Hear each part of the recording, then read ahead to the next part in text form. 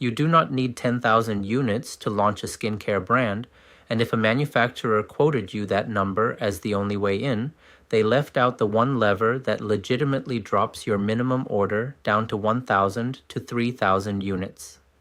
I've spent over 10 years working with contract manufacturers in Korea and the US, and today I'm walking you through exactly how that lower minimum works and exactly what it costs you per unit, because it isn't free. If a no-hype breakdown like this is useful, gently tap that like button. Let's get into it. Let's start with the honest numbers. The true minimum to actually run a product is around 5,000 units. That's the floor where a normal production run makes sense. Most manufacturers will recommend 10,000 units, and they're not just upselling you. At 10,000, you get better packaging options, a lower formula cost per unit, and cleaner production efficiency. So where does 1,000 to 3,000 come from? In-stock packaging. When a manufacturer already has bottles, jars, and pumps sitting in inventory, some of them will run your order as low as 1,000 to 3,000 units. That's the whole trick. It's not a secret discount. It's you choosing components that already exist. Here's the core lever, and it has two halves: stock packaging plus a stock or existing formula. On the packaging side, standard packaging on its own carries a minimum of around 10,000 units, and going fully custom adds at least $1 more per unit compared to stock, plus a one-time mold and tooling costs somewhere between $2,000 and $10,000. When you pick stock packaging instead, you skip the mold, you skip the tooling bill, and you skip that custom component minimum entirely. On the formula side, an existing or stock formula is cheaper and faster than developing your own from scratch. So stock plus stock is what unlocks the small run. You're deliberately trading custom for available. Quick pause here because this is the part people get wrong for their specific product.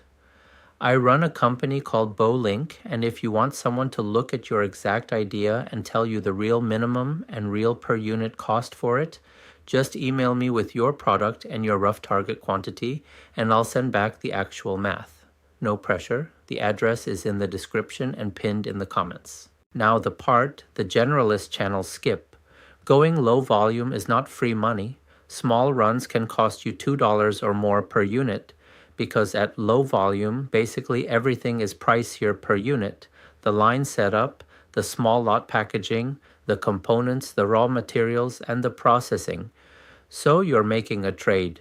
You pay more cash per unit in exchange for a much lower total order and far less risk sitting in a warehouse. Two more numbers worth knowing. A custom formula takes about 1 month to develop, plus another month of stability testing, so roughly 2 months before you can even produce. That's why an existing formula is the smart first product path, and sampling runs about $1,500 per SKU, which usually covers up to 3 rounds. Here's the part most founders miss. That sampling fee is typically credited back when you place a real production purchase order, so it behaves more like a deposit than money you burn. So here's the decision framework. For your first product, go stock on everything, stock packaging, stock formula, the low run, and use it to validate that people actually buy. Then once the product proves demand, you reinvest into custom packaging, a custom formula, and the higher MOQ, where the per unit economics get better. You're spending a little more per unit upfront to avoid overcommitting your capital on day one. That's the real MOQ math.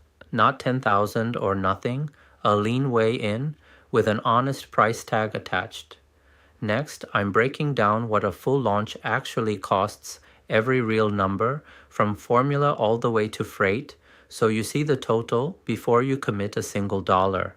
That one's right here when you're ready.